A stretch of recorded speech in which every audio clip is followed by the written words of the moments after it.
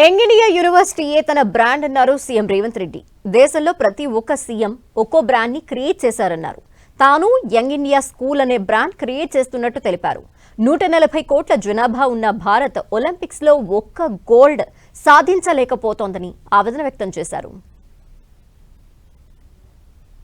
వాళ్ళు చాలా గర్వంగా చెప్పుకుంటున్న నేషనల్ డిఫెన్స్ అకాడమీ నుంచి వచ్చిన, ఆర్మీ స్కూల్ నుంచి వచ్చిన, సైనిక్ స్కూల్ నుంచి వచ్చిన అని.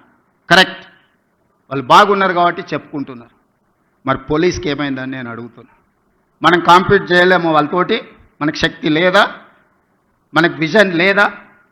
పోలీస్ స్కూల్ ఎందుకు కాంపీట్ చేయొద్దు? ఎన్డీఏ స్కూల్తో మనం పోటీ పడలేమా?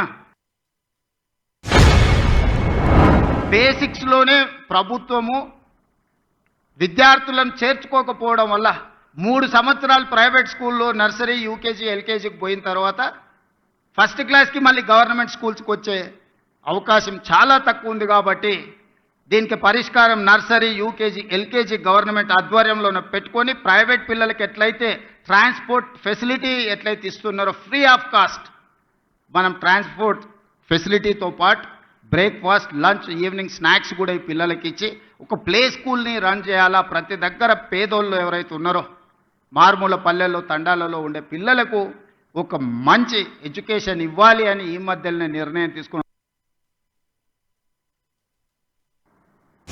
మొట్టమొదటిసారి 2 రూపాయలకు కిలో బియ్యం ఇచ్చిన ఎన్టీ రామారావు గారు పేదవాడు తెల్లన్నం తిన్నప్పుడల్లా వారిని గుర్తు చేసుకుంటాడు. ఐటీ కంపెనీలను, హైటెక్ సిటీని ఇవి చూసినప్పుడు చంద్రబాబు నాయుడు గారు గుర్తొస్తాడని చెప్తారు. అదేవిధంగా జలయజ్ఞం, వ్యవసాయాన్ని ప్రాధాన్యతగా తీసుకొని ఉచిత కరెంటు నుంచి సాగునీటి ప్రాజెక్టుల వరకు రైతుల సమస్యలను చర్చించినప్పుడు రైతు బాంధవుడుగా డాక్టర్ వైఎస్ రాజశేఖర రెడ్డి గారు గుర్తొస్తారు. సరే, ఇంకొంతమంది కొన్ని రకాలుగా కొన్ని బ్రాండ్స్ క్లెయిమ్ చేస్తూ ఉంటారు. ఉద్యమకారులమని, తెలంగాణ ప్రదాతలమని. వాళ్ళ గురించి నేను పెద్దగా చర్చించదలుచుకోలేదు.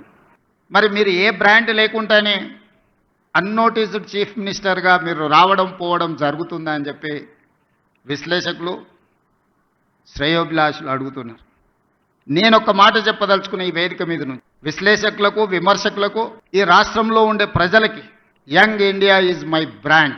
I wanted to create an brand that is called young India.